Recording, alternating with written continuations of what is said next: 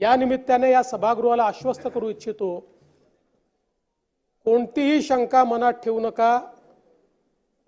जी जी आश्वासनं आम्ही दिलेली आहेत, ज्या ज्या योजना आम्ही सुरू केलेल्या आहेत, एकही योजना आम्ही बंद होऊ देणार नाही। ज्या लाडक्या बहिणींनी महायुतीवर प्रेम दाखवलं, हे अधिवेशन संपल्याबरोबर डिसेंबर महिन्याचा हप्ता त्यांच्या खात्यामध्ये आम्ही टाकतो। आणि काहीच बदल नाहीये। नाना, मी या ठिकाणी स्पष्ट करू इच्छितो, कुठलेही नवीन निकष नाहीत। आता तर सगळ्यांनाच टाकतो, पण ॲपरंटली असं लक्षात येत आहे की काहींनी 4-4 खाती उघडलेली आहेत।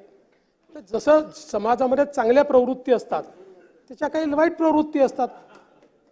एखादी योजना जर चुकीच्या पद्धतीने कोणी वापरत असेल तर जनतेचा पैसा आहे, तुमची आमची सगळ्यांची जबाबदारी आहे की तो योग्य प्रकारे गेला पाहिजे।